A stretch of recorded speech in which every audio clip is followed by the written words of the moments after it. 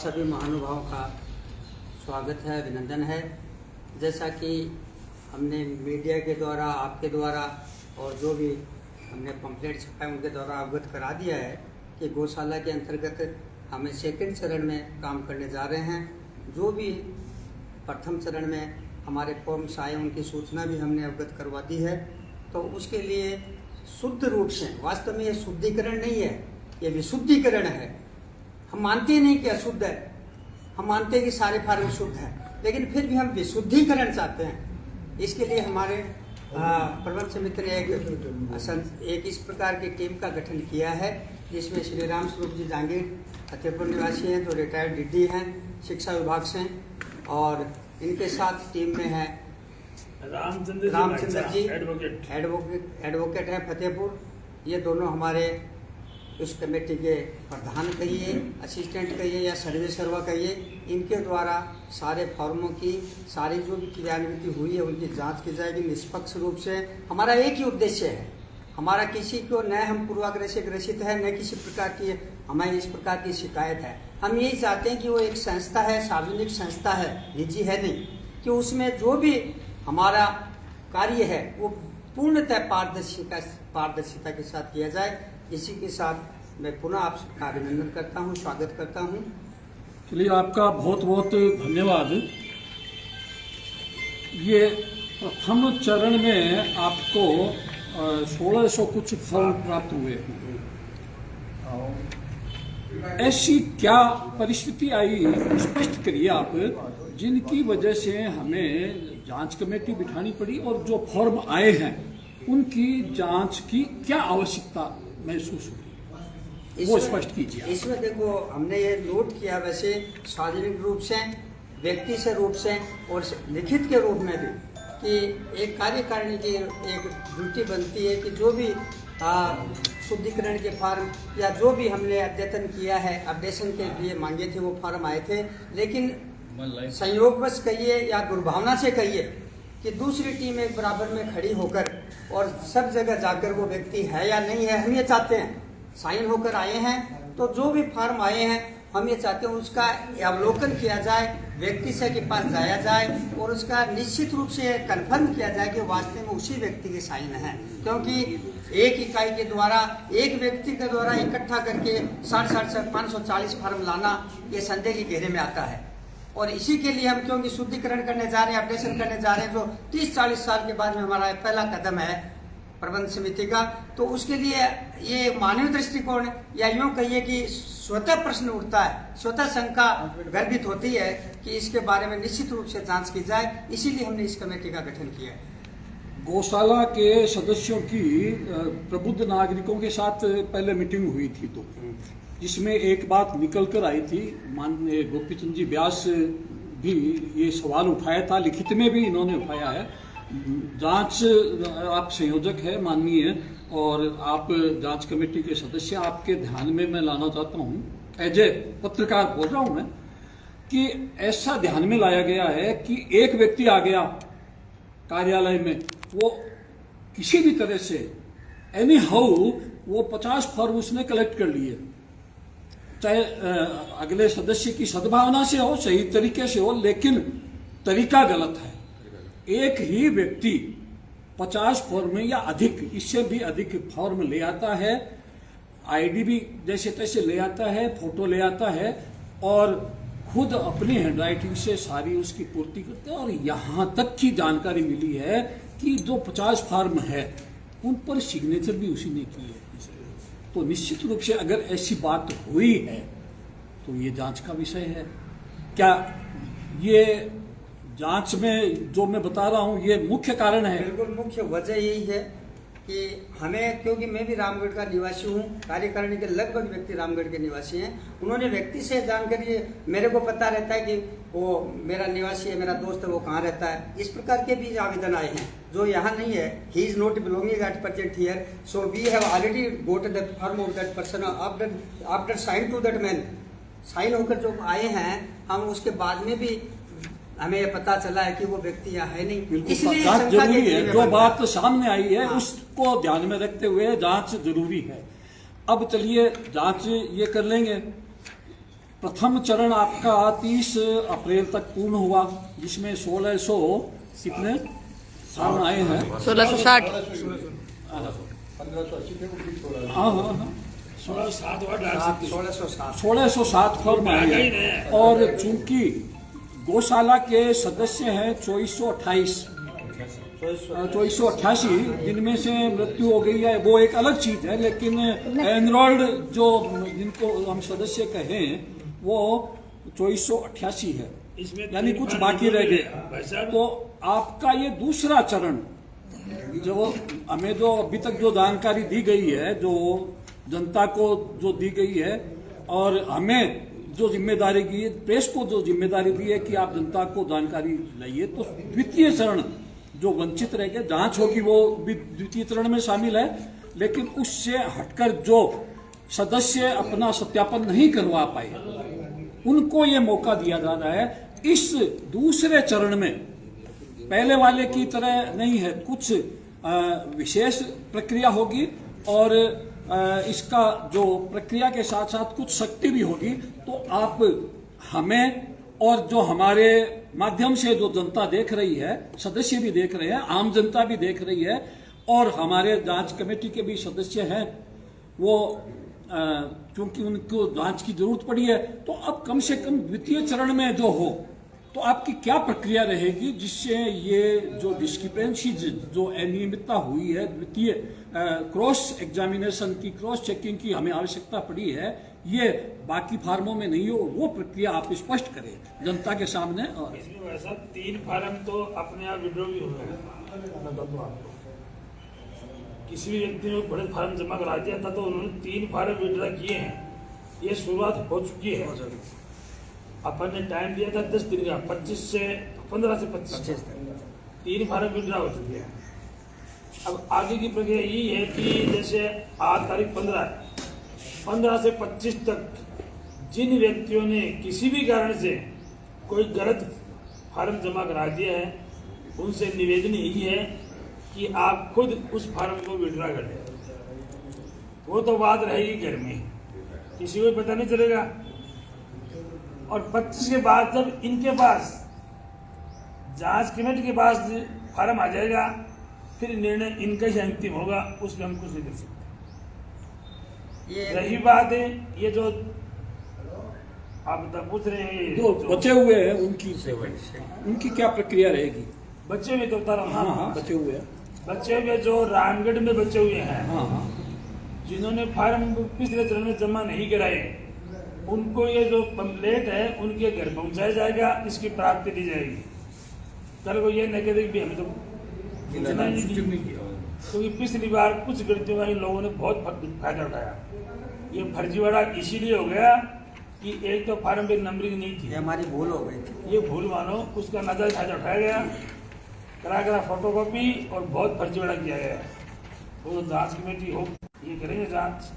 तो अब ये जो पंपलेट है वो घर घर पहुंचाएंगे, जिनके पास जिन्होंने फार्म पहले राउंड में जमा नहीं कराए हैं, और सदस्य और रिसिप्ट रिसिप्ट भी लेंगे उनकी।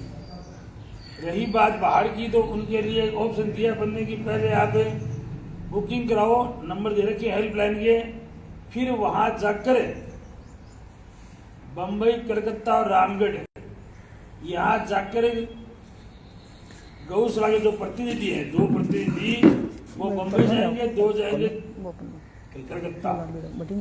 लास्ट 10 दिन वो वहां रहेंगे, घर बैठ कर फार्म भरेंगे, क्योंकि पिछली बार इतना नुकसान हो चुका कि उसकी पूरी। क्या कलकत्ता, मुंबई ही आपके प्रतिनिधि जाएंगे या अन्य शहरों में? अन्य शहरों में अगर किसी भी शहर में 10 से अधिक संख्या में आवेदक हैं तो वहां भी जाएंगे, अन्यथा उनको डाक से फार्म भेजेंगे। डाक से, और डाक से भेजने के बाद भी चेकिंग का कई तरीका है, वो तरीका अपनाएंगे। इसमें ऐसा सर, जिस प्रकार से इन्होंने बताया है हमारे कोषाध्यक्ष ने कि 3 फार्म विड्रॉल हो चुके हैं, इसका मतलब हमारी शंका निश्चित रूप से सही है, इसलिए हमें जांच कमेटी की आवश्यकता पड़ी। और आगे देखिए क्या होगा, दूध का दूध और पानी का पानी, जो भी स्थिति होगी ये जांच कमेटी अपने आप करेगी। फिलहाल आपने अस्थायी जो सदस्यता सूची है वो जारी कर दी है, उसके बारे में थोड़ा स्पष्ट कीजिए आप। उसमें 2488 नाम है पूरे सदस्य लिए गए हैं जो पूरे, उसमें अलग अलग रंग से दर्शाए गए हैं। जो व्हाइट कलर में है उनके फार्म एक सत्यापन थोड़ा हेतु सा आप दिखा दीजिए, हमारे जो दर्शक है वो देख सके। ये सूची आज ग्रुप में डाल दी गई है। ग्रुप में भी डाल दी गई है, फिर भी ये जो सदस्यता सूची है वो दिखा दीजिए। देखो ये जो व्हाइट है हाँ, ना, वो थोड़ा बोलकर भी स्पष्ट कर दीजिए आप। जो व्हाइट है ना, व्हाइट है, हाँ हाँ ये फार्म में सत्यापन हेतु आ चुके हैं। आ चुके हैं। जो पीले हैं ये फॉर्म नहीं आए हैं, और जो लाल हैं उनका स्वर्गवास हो चुका है। जानकारी मिली है। जानकारी नहीं है, वो तो पुख्ता ही है। हमने चिन्हित किया है सर। और इसमें एक हरा रंग और है, वो हरा रंग इस बात की निशानी है कि हमें सूचना मिली कि ये किसी भी कारणवश न तो इनका देहांत हुआ है और न ये जीवित है। किसी जैसे मान लो किसी का तलाक हो गया, कोई ध्यान नहीं है, अन्य कई कारण हो सकते हैं। ये मानो आप, मतलब जिनका कानूनी भाषा में वेयर अबाउट नहीं है जिनका। हाँ। अब इनमें जो विदेश रहते हैं वो अभी चिन्हित नहीं है, उनको न तो फार्म भेजा जाएगा न पहले भेजा गया है। उनको हम अलग सूची में डाल देंगे कि ये इंडिया में नहीं है। अगर उनका फार्म कोई जमा कराता है तो ये अपराध है। अभी जांच शुरू नहीं हुई है और जो मौका दिया गया है उसमें 3 फॉर्म वापस लिए गए हैं और उनकी फीस भी आई होगी, उसके लिए भी स्पष्ट आप नियम जो है वो राशि जब्त हो गई, न वो आगे समायोजित होगी। वो गौशाला के कोष में गौशाला चली गई है। गौशाला के फंड में गई। यानी जो फार्म वापस लेने के बाद में दोबारा फार्म भरेंगे उन्हें फीस दोबारा चुकानी पड़ेगी। ये थोड़ी सी सजा है गलत फार्म भरने की। नहीं वो तो क्या है, कुछ तो खर्चा लगा है, इसमें कोई अनुचित बात नहीं है, क्योंकि सत्यापन में डाक का और का खर्चा लगा है। आगे और लगेगा। बाकी जो बची हुई रकम है वो गौशाला में ही तो है। तो सदस्य अगर गौशाला को सहयोग नहीं कर सकते हैं तो फिर वो सदस्य क्या है? तो ये कोई सवाल नहीं है हमारा, कोई इस फीस के बारे में कोई सवाल नहीं है कि भाई आप क्यों ले रहे हैं, गौशाला में पैसे जा रहे हैं। तो कोई भी सदस्य जो फीस नहीं दे सके, कोई सहायता नहीं दे सके, तो वो मेरे ख्याल से नैतिक अधिकार नहीं है उसको कि वो सदस्य रहे। तो फीस के बारे में हमारा कोई सवाल नहीं है कि आप उचित ले रहे हैं या अनुचित ले रहे हैं। कोई हेल्पलाइन नंबर भी आप लोगों ने निकाले हैं? ये हेल्पलाइन नंबर 2 है। एक तो जांच कमेटी की अलग है और वो दूसरा तो पार्ट है ना उसके अलग है। पहले पार्ट के तो 7878702016 है अरे, और दूसरे नंबर इस पे लिखे हुए नहीं क्या? किए वो इनके पास रहेंगे, वो नंबर ये कर देंगे हम प्रसारित। नहीं लिखा हुआ कहीं सर, आपके पास है सर? एक रुको ये रहे, ये नंबर है 8769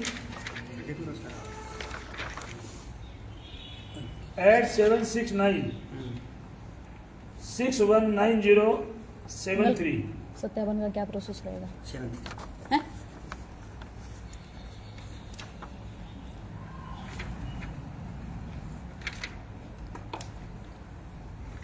आपने इसके पेज नंबर 2 पर जो दिए हैं मैं बोलकर बता देता हूं। 7878702016 आपका ये एक नंबर दिया ये गया। पहला पार्ट मानिए आप इसको, जिसमें ये जो है ना फार्म बुक कराओ। दूसरा कोशिश की मान लो कोई फार्म में कमी है तो उसको सूचना दे रहे हैं। आज मैंने स्वयं 2 आदमियों को सूचना दी है। 16 की छट्टी की गई आज 2 फाइलों में से, तो उनको सूचित हम खुद कर रहे हैं कि भाई आपके फार्म में ये कमी है, इसको पूरा करो 10 दिन में। रामस्वरूप जी, आपका भी नया चयन हुआ है, जो गौशाला के नियम भी निकले हैं, आप क्या कहेंगे उससे रिलेटेड? इसमें जो फार्म जो आ चुके हैं सत्यापन के लिए। तो हमारी जो टीम है उसका सत्यापन करेगी विधिवत रूप से, जैसे अभी बताया। सत्यापन का जो प्रोसेस है वो आपको इसके बारे में पूरी जानकारी? प्रोसेस इसका ये रहेगा कि पहले चरण के फार्म तो भेजे जा चुके हैं जी, और जिनको फार्म जो दूसरे चरण में भेजे जाएंगे, फार्मों के ऊपर नंबरिंग होगी। ठीक है। हम किसी सदस्य को फॉर्म भेजेंगे, उस पर नंबर होगी। जैसे किसी को 51 नंबर का फॉर्म भेजा गया तो 51 नंबर का फॉर्म ही उसका आएगा वापस और वही स्वीकार किया जाएगा। ठीक है। अगर किसी बिना नंबर का फॉर्म आता है या दूसरे नंबर के आता है या फोटोकॉपी आती है उसकी, तो उसको वो एक्सेप्ट नहीं होगी। एक्सेप्ट नहीं होगी और उसकी सदस्यता है उसको नहीं, विचारणा किया हमारा सवाल ये है कि प्रथम चरण में हाँ जी। जो सदस्य है उससे हटकर अन्य लोगों ने फॉर्म येन केन प्रकार एनी हाउ उन्होंने फॉर्म है वो प्राप्त कर लिए, आईडी प्राप्त कर लिए, अपने हस्ताक्षर कर दिए। ऐसे फार्मों को आप कैसे ट्रेस करेंगे और उनका जो कैसे पुष्टि करेंगे कि सही सदस्य ने ही अपना जो है वो सत्यापन फॉर्म भेजा है? उसका तो ये है कि जो फॉर्म, पहली बात तो हम उस पर मोबाइल नंबर होंगे। हाँ, सबसे पहले काम ये करेंगे हम कि ये देखेंगे कि कितने ऐसे फार्म है जिन पर एक ही मोबाइल नंबर लिखे हुए हैं। ऐसा तो जैसे- नहीं किया होगा। और मेरी बात सुने आप, जो मोबाइल नंबर दिए गए हैं उस पर उस मोबाइल नंबर से कांटेक्ट करेंगे हम और कि भैया आपने ये फॉर्म भरा है क्या, ठीक है, आप कहाँ रहते हो, आप अपना एड्रेस बताओ। और फिर भी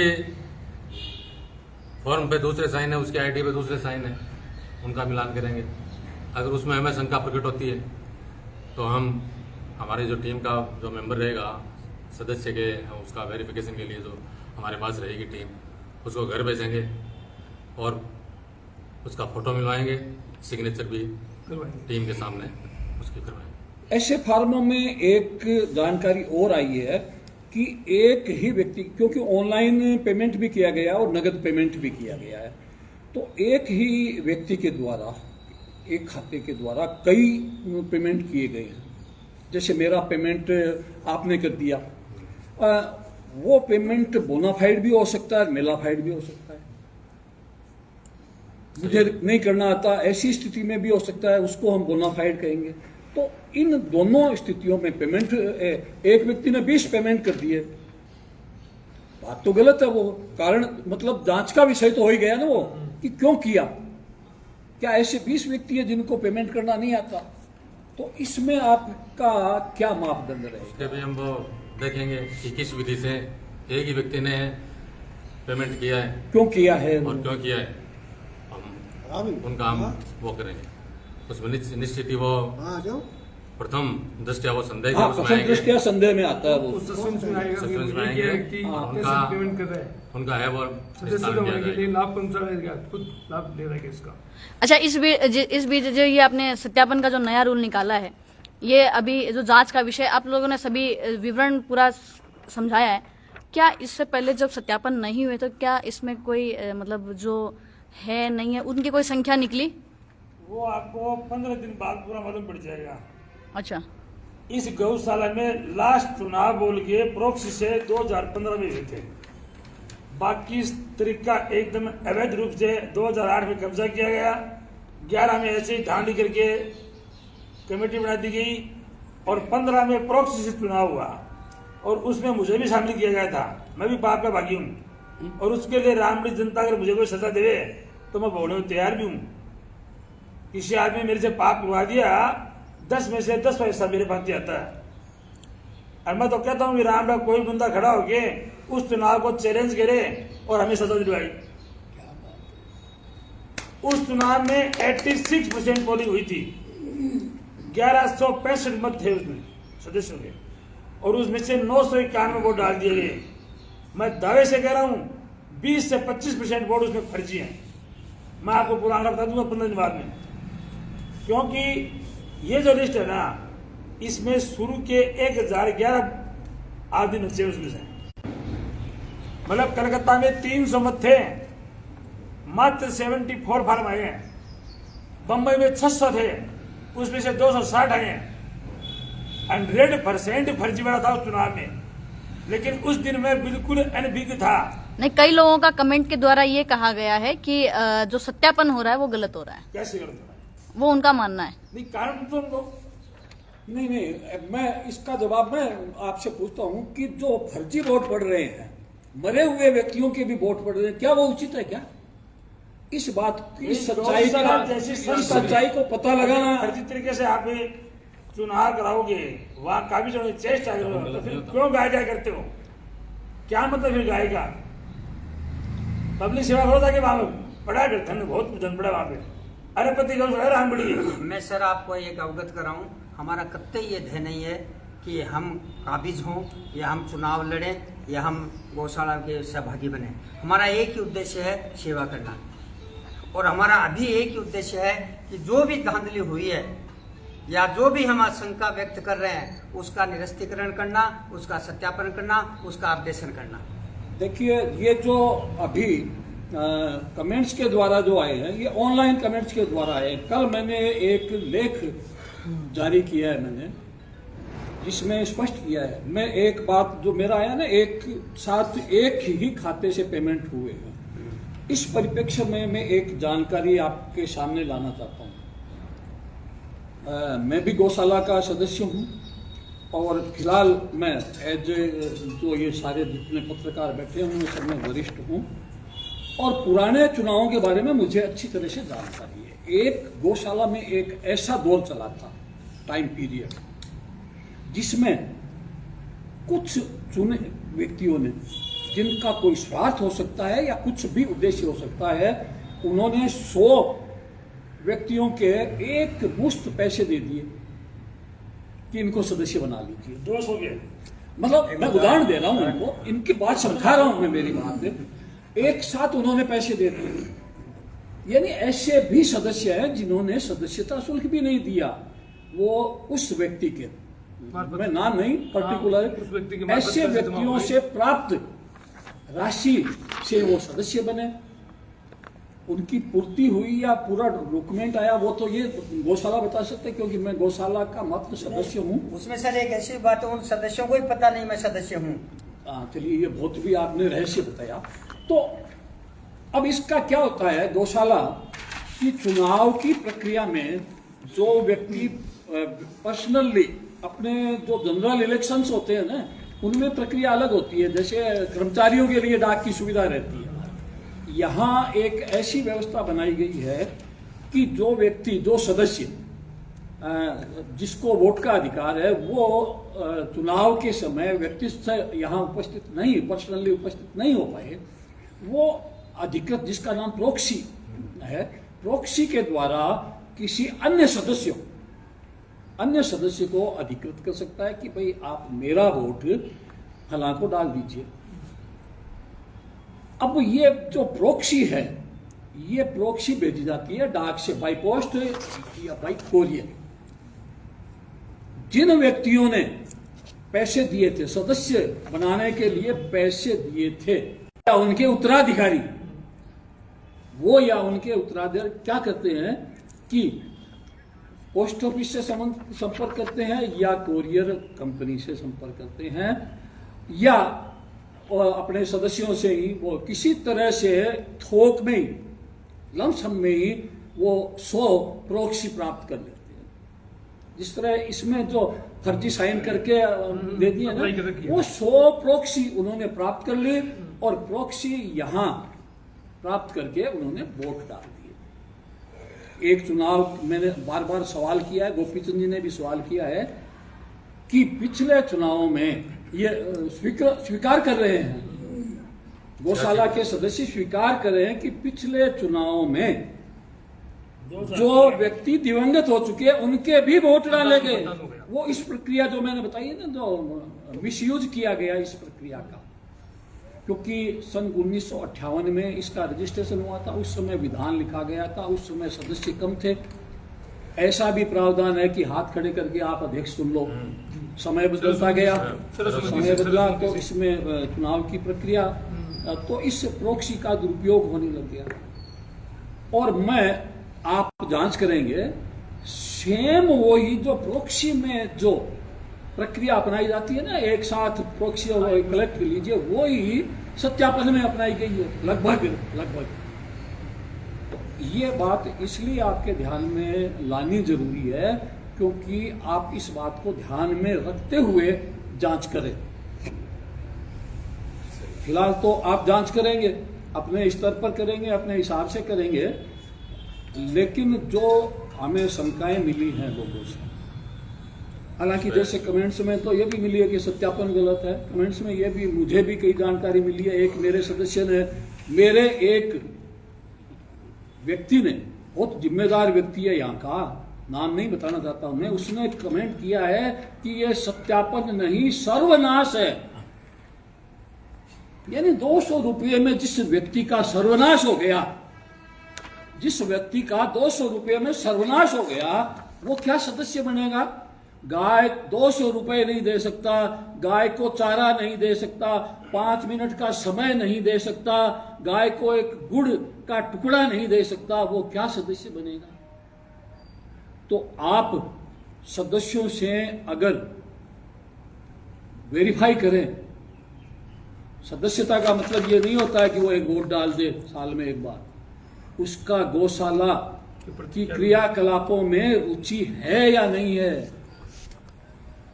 मेरे ख्याल से तो जो नैतिक रूप से वही व्यक्ति जिम्मेदार है जो, मैं 1 लाख रुपया नहीं दे सकता, लेकिन गौशाला के लिए कम से कम जो है क्रियाकलाप चल रहे हैं वो तो मेरी निगरानी में होनी चाहिए क्योंकि मेरे वोट से बने हैं।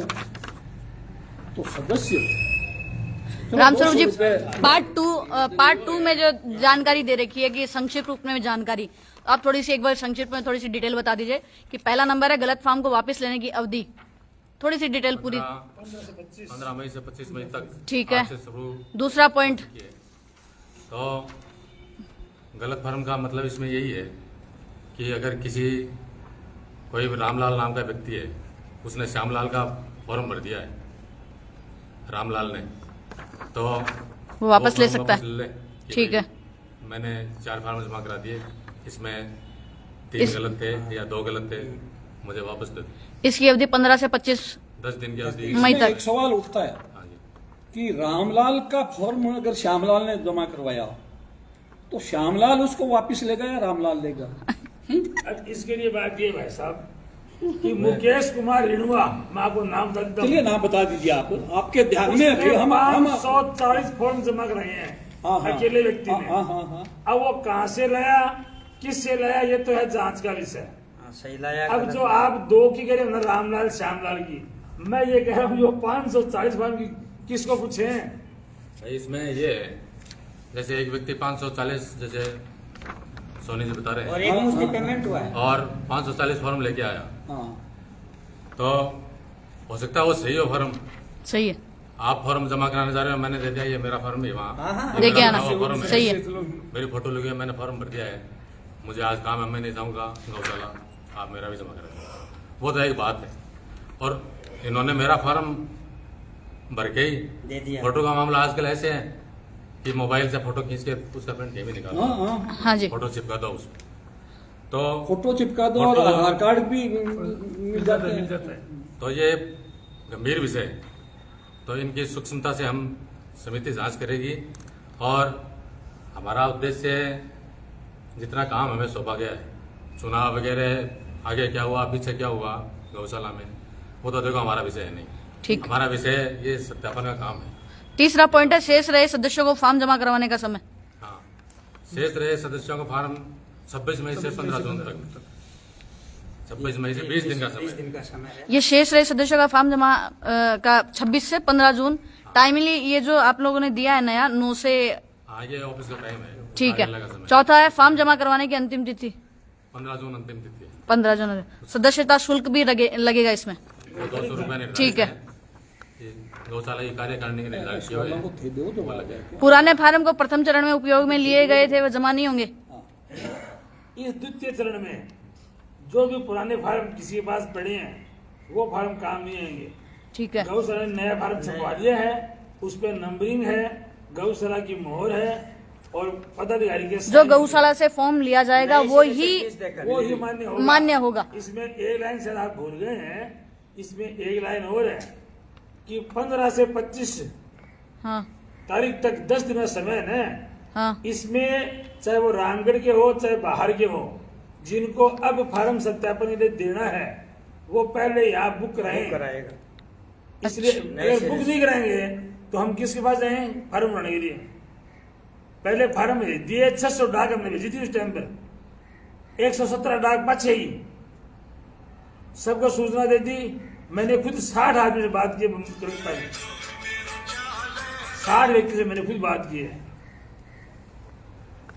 तो उनको एक व्हाट्सएप करना पड़ेगा, जो नंबर दिया है इस पे, जी, हेल्पलाइन नंबर जो दिया है। हेल्पलाइन नंबर पे व्हाट्सएप करना पड़ेगा, अपना नाम बताना पड़ेगा, हम उनसे बात करेंगे और पूरी बात करके उनको फार्म उपलब्ध कराएंगे। ठीक है, 7वां पॉइंट वो है कि गारंटी हमारी है। ठीक है, 7वां पॉइंट है द्वितीय चरण में आवेदन पत्र काम में लिए जाएंगे, निम्न प्रकार से होंगे, जिसमें गौशाला के कार्यालय से दिए जाएंगे, वही फार्म मान्य होंगे जो आपने कहा है। वही। दूसरा, सभी फार्म पर नंबरिंग होंगे। नंबरिंग होगी। तीसरा, सभी फार्म पर पदाधिकारियों के डिजिटल साइन होंगे। अब डिजिटल तो प्रेस और किया नहीं भूल गए वो, इसलिए हाथ से करवाएंगे। अच्छा, ऐसा है, ठीक है। चौथा है सभी फार्म पर कृष्ण गौशाला की मोहर आवश्यक रूप से रहेगी। लगा दी मोहर। ठीक है। 8वां है किसी भी सदस्य के द्वारा अगर मूल फार्म की जगह अन्य किसी प्रकार के फार्म का उपयोग किया जाएगा तो मान्य नहीं होगा। नहीं तो फोटो कॉपी चलेगी, और पिछली बार फार्म का वो वीडियो क्या बोलते हैं उसको, हाँ हाँ, स्क्रीनशॉट भेज दिया, वहाँ फोटो भी रिकॉर्ड दी, ठीक वो है। सिस्टम नहीं चलेगा। ओरिजिनल फॉर्म सिर्फ सिंगल ओरिजिनल फार्म चाहिए। आपने भी एक शब्द बताया था कि जो हेल्प नंबर लाइन नंबर दिए हैं पहले आपको बुक करने पड़ेंगे फार्म। बुक कमरा होगा या आप मैसेज कर दो ठीक है, कि मैं यहाँ रहता हूँ या मेरे ये नंबर है, मुझे फार्म जमा कराने हैं, बाकी बात चला के हम करेंगे उनसे। चलिए ठीक है। कार्यकारिणी के मेंबर करेंगे, हमारे प्रतिनिधि बात करेंगे, पूरी जानकारी देंगे, उनको संतुष्ट करेंगे, और डाक लगानी होगी तो डाक लगा के उनको सूचित करेंगे कि आपकी डाक लगा दी है। ठीक, मंत्री महोदय, वो जैसा भी चाहेंगे, डाक से फॉर्म चाहेंगे या व्यक्ति। नहीं, वो तो वह बात होगी ना कि 10 से अगर अधिक है हाँ हाँ हाँ। तो तो सदस्य कार्यकारिणी के प्रतिनिधि रहेंगे। नहीं, वो सूचना मिलने पर ही तो डिसाइड होगा ना कि इसीलिए तो कर रहा हूं ना इस, मैं, इस सूचना इसीलिए मांग रहे हैं। हाँ, इस सिटी में इतने व्यक्ति है वो अपना फार्म चाहते हैं। मंत्री जी आप भी फॉर्म लिए हुए, कुछ कहना आपको भी? ठीक है, मोस्टली बातें तो यही थी, सब दिशा निर्देश की सब बात में कर ली थी, और तो आप पढ़ के सुना देता हूँ। ना ना, ठीक, सुना दो अगर थारो मन है तो। ठीक है, ठीक है। बाकी अगर कहीं आगे मान लो कोई परिस्थिति देख कर कोई चेंजिंग होगी तो वो आपके माध्यम से सूचना दे देंगे। ठीक है, ये हो सकता है आगे जाके कोई चेंजिंग भी करना पड़ सकता है। हाँ, जैसे साइन बोर्ड आज का है। तो कर दिया, टाइम नहीं बढ़ेगा, टाइम तो फिक्स है। जैसे डिजिटल वो साइन तो- का हुआ है वैसे ही कुछ वो तो बदलाव हो मान लो कोई तो वो करना होना है, आप सूचना देंगे। तो वो सूचना आपके माध्यम से दे देंगे। ठीक है, आपको अन्य कोई पत्रकार बंधुओं को अगर कोई कोई बात बात पूछनी हो तो पूछनी हो आप पूछो। तो हमारा सारा कार्यकारिणी मैनेजमेंट से। बैठा है, आप पूछ सकते हैं। नहीं, जैसे कमेंट्स में आएंगे या हमारे पास कोई सवाल आएंगे तो आपसे जो भी दर्शक या पाठक है उनको सूचना ये देखो भाई साहब, शुरू या में- आपके द्वारा भी अगर किसी भी तरह का इस कार्यक्रम में हाँ, कोई बदलाव होता है, परिवर्तन होता है तो सूचना आप दें। हमें यथा संभव तुरंत सूचना दें, ताकि हम जो प्रेस से जुड़े हुए जो भी व्यक्ति है वो सब आपका जनता सहयोग- तक, सदस्य नहीं आम जनता तक हम जानकारी पहुंचाएं। आपका सहयोग सराहनीय है सभी साथियों का, ठीक और है। हम आगे भी अपेक्षा रखते हैं कि आप हमें कोऑर्डिनेट करते रहें, ताकि हम सबऑर्डिनेट करते रहें। चलिए, बहुत बहुत धन्यवाद। हमारी भी यही इच्छा है कि गौशाला जैसी पावन जो संस्था है उसमें सभी ईमानदारी से, निष्पक्ष रूप से और गौ सेवा की भावना के साथ कार्य करें। इसी उद्देश्य से आपको इन्होंने बुलाया है। आपका बहुत बहुत धन्यवाद।